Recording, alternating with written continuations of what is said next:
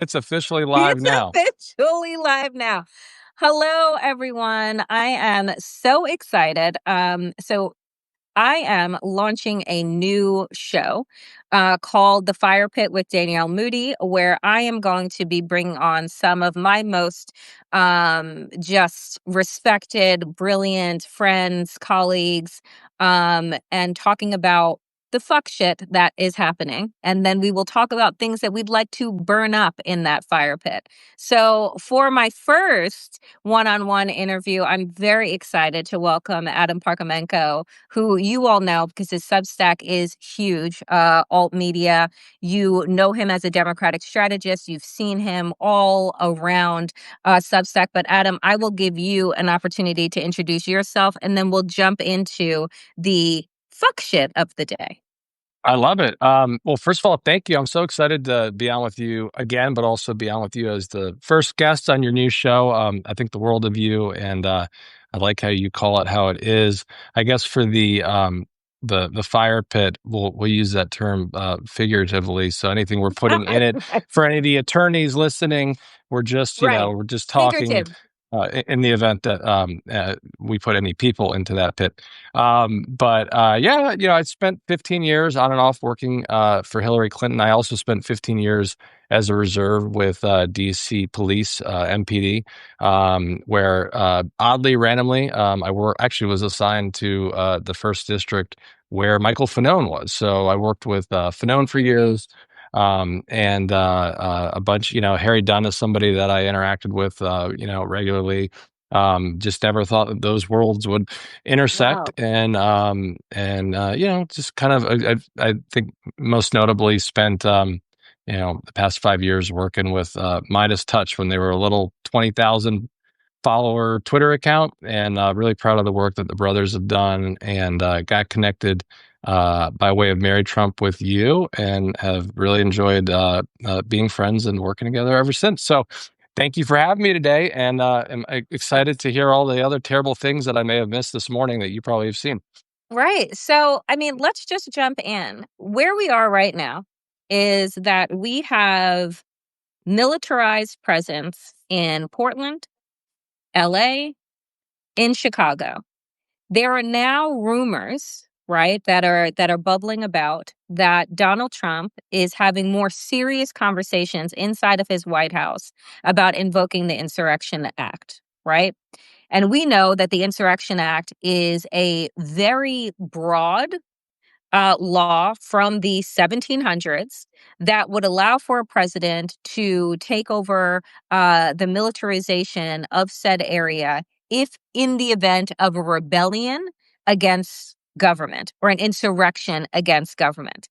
What we've noticed, Adam, is that the language that has been used over the last, I don't know, 10 years, but let's just talk about the last 9, 10 of this administration, 10 months, is that they refer to their political opponents as terrorists. They refer to their political opponents as insurrectionists. They refer to their political opponents as vermin.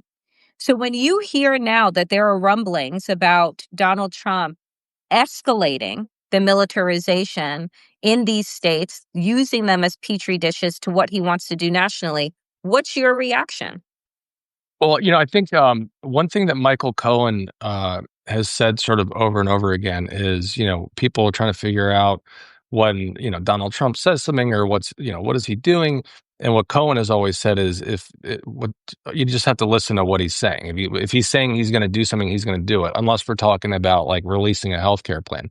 So I Or get a little nervous. infrastructure Yeah. week that he never managed to Yeah, do. exactly. But as he threatens to take away this 1.8 billion in infrastructure to New York City, I kind of regret watching the movie Civil War, because I'm somewhere in between Charlottesville and the White House and that path. But it does feel like that is all sort of like what we're living right now. I think that everything you just stated is correct, and what Donald Trump wants is he wants to be Putin. And if there's one thing Donald Trump knows about, it's insurrections, but on a different end than he claims that we're on. But Putin watched when the Russian military failed to shoot on Yeltsin, and when he became in power, years later, one of the things that he did was he combined all their forces there so that they were one, and it was a military that was going to do whatever he asked them to do, and he literally put his trusted chef on top of this military to Hmm. control it. So whether it's all this gold crap in the White House from Home Depot that's spray painted, you name it. I mean, just at every turn, the military parade. This is a guy who very much wants to be that and is doing it. We see that when you're talking about Chicago and L.A. and Memphis Hmm. and Portland and other places. Um, I think it's only going to get worse. We see it when in terms of the enemies that you're talking about.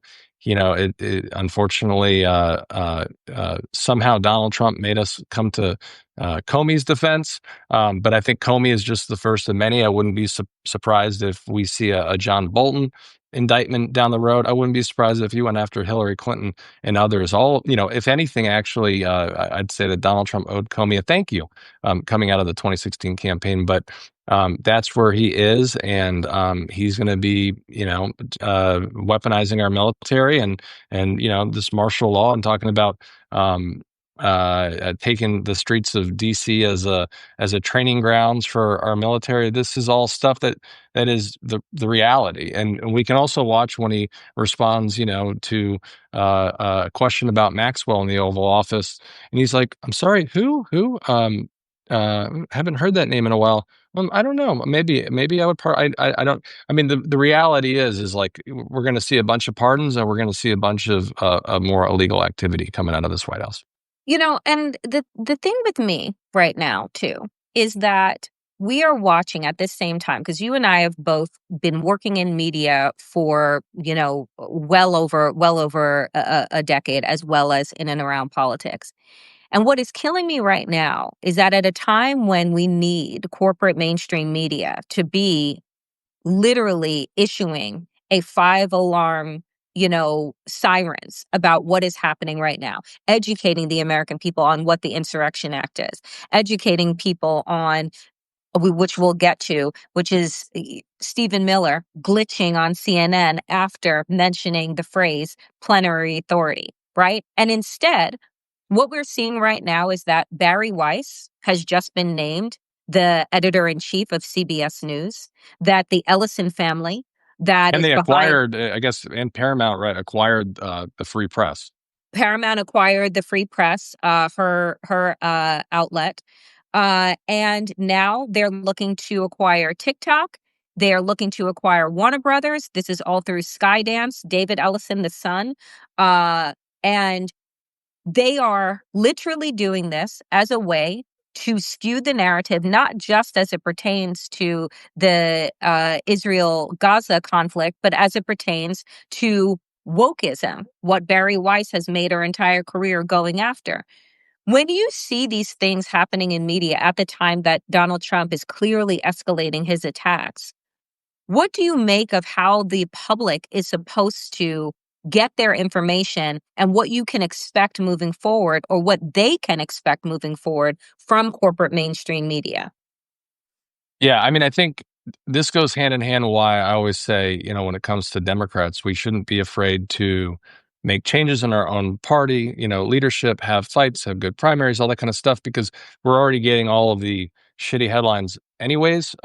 So, they're going to continue to say Dems in disarray. Might as well, like, have everyone that we want in the position that they should be in. And what I'm referring to is, if that's a Jasmine Crockett, right? We see a lot of people in our party spend more time trying to minimize her as a voice rather than lift her up and put her in a Yep. position where she's a rising star, but she's somebody who really breaks through all the crap and gets there. In terms of mainstream media, I think I almost view this as an issue that no matter what happens may potentially resolve itself because of the surveys and the numbers that we continue to see in terms of YouTube and independent media and Substack, where they outperform legacy media and mainstream media. And you have folks like you out there and Midas Touch, Midas Touch beating Joe Rogan month after month. Mm-hmm. There's a certain group of folks throughout the country who haven't quite figured out how to put YouTube on their TV. I think once we get to that point, you're going to see these cable stations really begin to die and be in even worse spots. So how we approach it, I think we continue to build these platforms and lift each other up and get out there. But we're seeing Americans more and more are getting their news from independent media and independent reporters. And I think one of the nice things about this app is it's almost kind of become a sad joke at this point is anytime someone does the right thing and loses their job, they appear here the next day. I actually at one point thought maybe It's Jimmy true. Kimmel was going to be on here, and I was excited to watch him from here. But Jim Acosta and Moran and so many others, the reality is this is where they wind up. And prior to that happening, this platform at one point I think was very overrun with the libs of TikTok and others, and a lot of people were skeptical to be on here just because of a number of issues around the app. But with that said, it seems like Democrats are overwhelmingly taking over this app.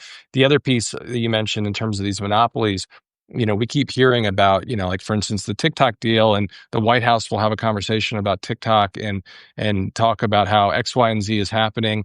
And somebody will ask about like who's involved, and like, well, that's not important, but like, yes, that is the most important thing is actually who is involved in all of this. And what we've seen coming out of the FCC, not just with the chair who wears a gold pin of Donald Trump's face, but trying to just do away with the First Amendment and so much more is really sad, and we just got to keep building and getting stronger.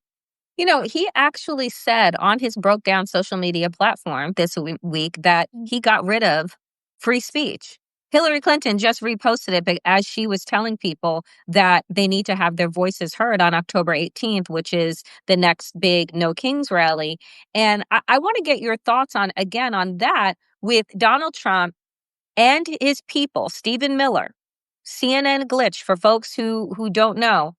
Earlier this week, Stephen Miller is being interviewed on CNN, and he's being asked whether or not this administration is actually going to follow the orders that judges are putting out, like Judge Immergott did in Oregon, where she said very clearly, you cannot bring troops in from other states and put them in Portland. No, we can have a hearing about that in 2 weeks, but until then, you're not allowed to do that.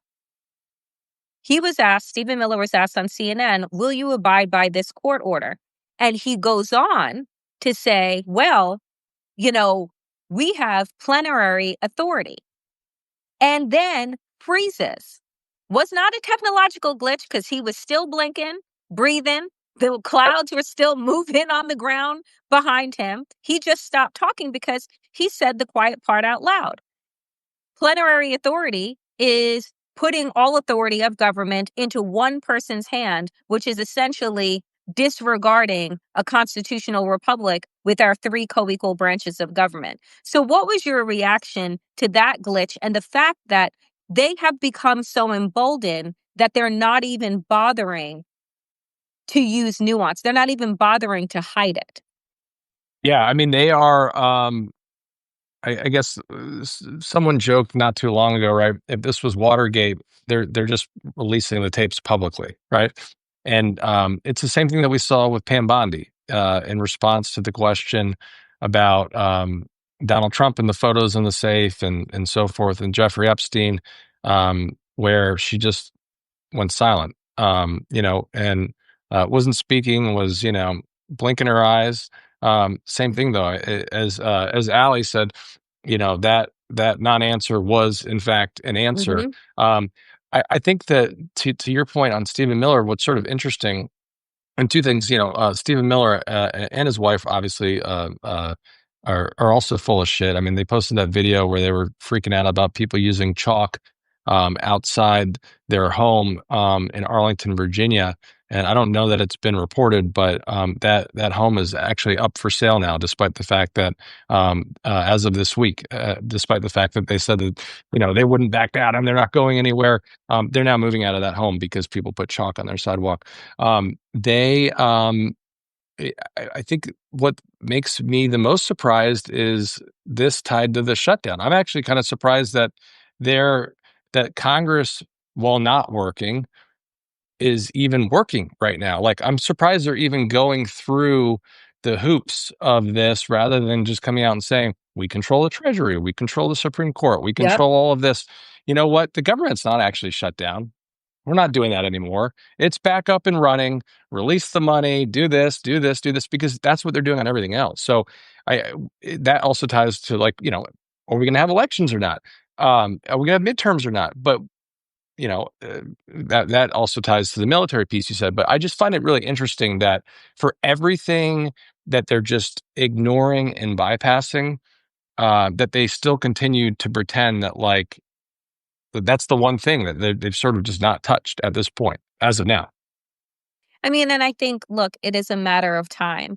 And I wonder for you, again, you kind of gave us your credentials up front, with regard to being involved with policing and these different things. What do you think about those folks, the National Guard, ICE agents that are being put in positions to essentially say, I'm just following orders?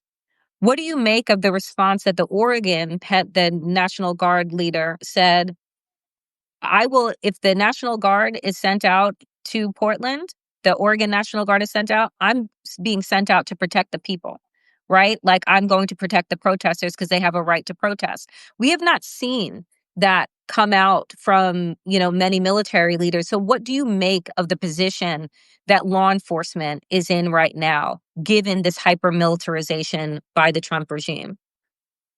Yeah, I mean, I think there's probably 4 or 5 buckets. I used to think that maybe there were, like, sort of, 1 or 2 bad apples here and there in a department.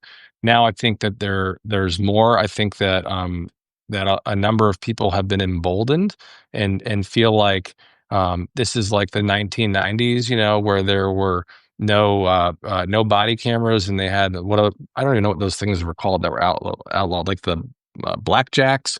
It was like the leather with the metal in them, and all that kind of stuff. And I think that there's a number of people that are, in a really tough spot. And I say that because these are people that, could be with the police, like a DC police department, and they've got 23 or 24 years on, and, they're trying to keep their head down, do their community work, protect the community, and make it to that 25 years so they get the retirement that they worked so hard for. So there's Mhm. there's sort of that bucket, but then you've got another bucket of people who are lining up to become law enforcement officers, and, like, sort of these, like, meal team 6 characters who are getting their Mhm. $50,000, Yep. ICE bonuses and everything else, that are living and breathing this. And then there's the other people that want to continue to cosplay by their side, and it's very disturbing. It is, once again, the party that protects pedophiles is also the party that doesn't protect states' rights, right? The idea that we're taking the Texas National Guard, who, sending them to Chicago, and again, I'm not like a fat shamer or anything like that, but, like, these are people that, the photos were coming out as well. These are folks from Texas are not in They shape, didn't look like they according. could run. I'm just gonna be Yeah. honest. They didn't look like they're running. And it's, according to, at least, I guess, Pete Hegseth. But the sad part too is the National Guard. These are our neighbors, and, oddly, Texas is not really Chicago's neighbors. But if you've got the National Guard, if I'm in Virginia and the National Guard's coming out, the odds are that I see somebody who is, one of my kids' parents from a school, who's been called up, is not unlikely. Yeah, this is, it's more likely than not, because these are folks who live right here with us, and do this for the opposite reasons of what Donald Trump's doing. So, and technically, they take an oath to not go and move forward on orders that are illegal, and that puts them in an even tougher spot. I mean, there's, I think, at least one candidate running for office in a primary this year who's done some great videos about, being in the National Guard, and if he was called up, he could not show up because that would be violating the oath that he took. And I get in this weird position where I want to see more of that, but at the same time, if we're going to have people out there, I'd rather have him out there than somebody else. Same thing Right. with Jim Right. Comey. I Yep. was kind of in a tough spot when I saw his son-in-law. It was very admirable. He resigned after what they did to Comey, but at the same time, that's probably a prosecutor we want in there rather than everyone that they're sticking in there. So it is a catch-22, but we can't normalize any of it. So let's switch gears to talk about the shutdown for a moment. We're in day 9, right? And, Mike Johnson was on C-SPAN, and a I Republican. appreciate you count weekends. Because the White House is trying to tell us it's day 8 in a couple hours, but tomorrow is in No, fact day 10. yeah, it's day 9. And Mike Johnson was on C-SPAN, where a Republican voter, a woman, calls in. And she talks about the fact that she has 2 children that are medically fragile, right? That if they lose their health care, that her children will die, right? That this is not what she voted for when she voted for Donald Trump. This is not what she has wanted to support. What is he going to do, and why is he shut the government down, and why are they so hell-bent on taking away health care from people like her that are in need? And, I hate Mike Johnson. I make no, small words about that. I think that he's smug. I think he's a bastard. And I don't think that he knows how to do his job. That being said, it is clear that he is keeping the government shut down for as long as Donald Trump wants the government shut down. He is also not seating Adelita Grijalva, who just won her seat, her father's seat, for Raul Grijalva in Arizona, who will be the 218th vote, right, for the discharge petition to release the Epstein files. So when you take all of this into consideration and the polling where people are blaming the Republicans and not the Democrats, how do you think that Democrats should be taking advantage of this moment? One, and two, how long do you think that this is going to go on? Because the last shutdown that Donald Trump presided over was over a month. Yeah, I'm glad that you brought up the C-SPAN clip. If folks haven't seen that, they should definitely watch it. I love that it was a Republican from Virginia that called in, where we have key elections this year. I also think, Danielle, we probably got to start calling him Little Johnson. Just make that stick. Um, this guy is very strange. First of all, I mean, putting aside the fact that nobody except people that had to deal, lobbyists that were dealing with the Louisiana delegation, nobody had heard of this guy or knew who this guy was until he became put up for speaker. And I'm talking about, the key staff directors on the Republican side for 10, 20, 30 years. So he is a little bit of a mystery. It's very strange the way he keeps appearing places that seem to keep just dunking on him. Okay, whether that's C-SPAN, whether that's showing up, in the hallway with Right. With Gallego and Gallego. And Kelly, yep. and then says to them all they're doing is trying to pull a stunt, except he literally walked into it. They were doing an interview. Same thing with Right. the incredible Democratic congresswoman who just got him perfectly when she was talking about all of the issues with Donald Trump. But to go back to the Kelly and Gallego piece, to what you said with Mrs. Congresswoman-elect Grijalva, and I knew her father. He's a great guy. He I was a thought it was actually great really man. insulting Yep. what Mike Johnson said yesterday in terms of kind of precedent in the past, stating, well, they had their okay. Her father is dead. So clearly, she didn't schedule her father to be at the swearing in and have this family photo op that others did in the past. The other piece that I've heard, and there were 3 Republicans at the time, Massey obviously working with Democratic Kana, but also Nancy Mace and Marjorie Taylor Greene. What is interesting to me, I think that they probably at that time had an additional 7 or so, even though those folks weren't ready to go. I think it's probably, if this thing comes on the floor, is going to be 50 to 100 plus Republicans that vote for it. So it's sort of just like a TikTok situation here at some point. The Congress is very old, and a lot of them have serious health issues. So it wouldn't be outside the realm of possibility that during the shutdown, a member of Congress passes away, and all of a sudden, we're having a special election in a Republican district, or they're one vote short. So they got to be very careful what they're doing here. Um, but it's just, Mike Johnson's going to do whatever Donald Trump wants him to. But at the same time, I said this maybe a day or two ago. If I were the Democrats, or if I was Ro Khanna, I would rename this thing to, the Charlie Kirk Act, and basically do what Republicans have been doing for a long time, because Charlie Kirk wanted the Epstein list released. Well, Yep, let's do this he for did. Charlie. Make Republicans either vote for Charlie or to protect a pedophile and many pedophiles, and use the branding that they do. I don't care if this thing passes with Charlie Kirk's name on it. Why not?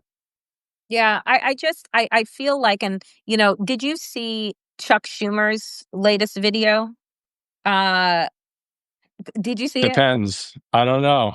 Okay, so I don't know if I have So seen it. Chuck Schumer did. By the way, I will give Chuck Schumer credit. I think that Chuck Schumer needs to go. I'm part of a petition that he needs to go, but I appreciate the fact that somehow we have held everyone at three together, and good Right. on him for that part until he So leaves. he had released a video earlier this week. His social media team did a bang up job. It's probably the best video that he's done in a decade.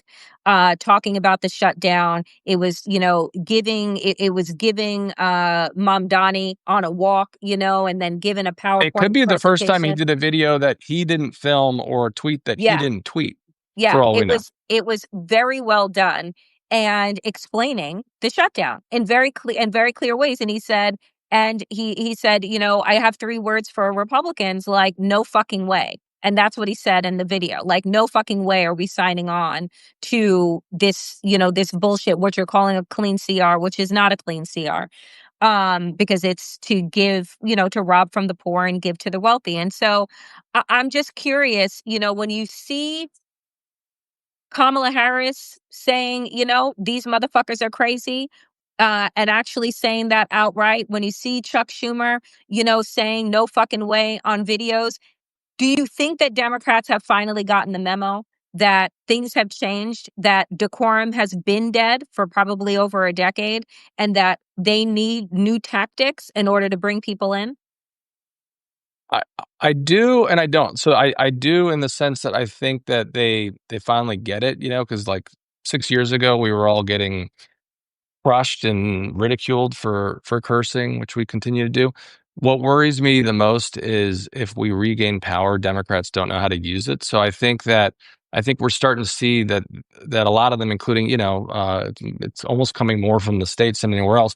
Actually, I don't want to take away from the great members of Congress that are not in a position of leadership, that continue to do that fight. And as a reminder to them, they can hold an election any day for a new leader if they want to. But I do think it comes from the states. We're seeing it, like from, Gavin Newsom and others. But I think more interestingly, and for folks in the comments and so forth here, there was one post that I saw that I still have as my pinned tweet, and it says, "American citizens can't even get free health care, and y'all think undocumented immigrants do? Right. That Kool-Aid must be banging." And so Yeah, again, I saw the best ideas. yes. Best ideas come from outside of DC, and Republicans got away for maybe 3 or 4 days with this bullshit about illegal aliens and healthcare. But the reality is now, it's starting to set in, and in terms of these prices are going up, or am I going to get that SNAP money, or Mhm. these vendors that take EBT, if their license expires this month, and a lot of them do because it's the start of a new fiscal year, they can't renew their license. So if someone does get SNAP money, they won't be able to take it. And so I think this is, and that's just one little piece of it, right? Where there's issues with WIC all over the place that are going to start to really hit really hard. And people know that Republicans not only control the House and the Senate and the White House, but unfortunately, the Supreme Court, which they shouldn't. Um, and I think Democrats are winning this. I think they need to stand strong, and this idea that if we just push forward and pass this existing language, which is not the same language they claim it is, that there's going to be another conversation down the road. these people, Republicans, all they do is lie and lie. So I'm glad that we, are finally calling them out. So I have two more questions for you. First, do you think that we are having midterm elections? Do you think midterm elections will happen in 2026? I think there will be midterm elections, but what I think is there will be. This is almost like uh, a test for 4 years for the presidential election. I think what they're going to do is they're going to try to put the military and ICE agents and other places, in key polling areas and make people worried. I mean, we're seeing like in Virginia right now. If you go, it could be to the DMV, it could be Home Depot, wherever. There's just nobody there anymore. People, this idea that like you need a real ID to fly now, but your license doesn't expire for 2 years. Well, if you are worried that you are going to be targeted or whatever, why the hell are you going to go to the DMV to get a new license where you have one that doesn't expire? You're just not going to fly, right? And so the economy, including in states that the Republicans are the head of, are taking a hit. I mean, Virginia is headed up by a Republican right now, and I think it's going to be a big November for Democrats in Virginia. I'm a little more worried about New Jersey. We can't take any of these states for granted, but I do think that there will be, but I think that we're going to see them testing things out and trying things out, and they really are going to have a difficult time, trying to cancel elections in blue states. But with that said, we know they will still, just like the NFL game, right? They're going to have people showing up wherever they want and wherever they want to target. And then my final question for you, as my first guest, as I'm bringing back interviews to Substack, and this, friends who are watching, is the Fire Pit with Danielle Moody and Adam Parkhomenko. And in the Fire Pit, right? Fire pit is where we go to have drinks, we go to share conversations and talk, but we also put things in to burn up that no longer serve us. So today, my friend Adam, what are you tossing in the fire pit that no longer serves us, serves you, serves this country, that we need to let go of? Man, that is such a good question. Because I'm trying to think like like if I say one or two things, am I going to get a knock on my door? Um, uh, Well, again, this is a figurative fire pit. It is a figurative. I would say, the playbook that never existed for Democrats, and we've got to, we keep saying we can't do the same old playbook. I don't think they ever had one. I think that Democrats are very good at the national level, putting things in the attic for 4 years, taking it out every presidential, dusting it off. But the reality is we've been saying for years on anything. You can not like Citizens United, but we're not going to unilaterally disarm. We need everything on the kitchen table, and we've got to start playing the way they do.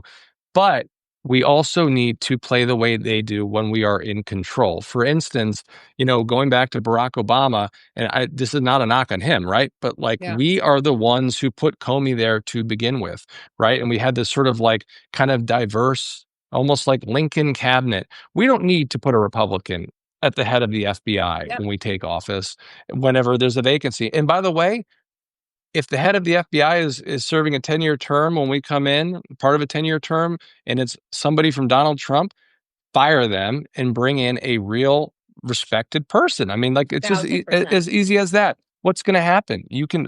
Donald Trump's done it numerous times. Yeah. So, Adam, I want to thank you so very much for being my first guest here Thank on you. the Fire Pit. Please tell people how they can follow you, how they can stay up to date with all of the And awesome same friggin' work same to that you do. you. If anyone's coming in from my end here, where you see that little DAM, those are her initials, Danielle's avatar up there, and the name. Click that, and you can subscribe to either of us.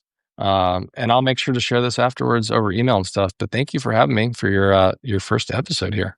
Amazing, Adam. And we will do much more of this in the future. Friends, thank you so much for joining. I have another interview coming up later this afternoon with Glenn Kirshner, so do check that out. This has been the Fire Pit, and we will be back soon. Thanks, Adam. See you guys. Love y'all.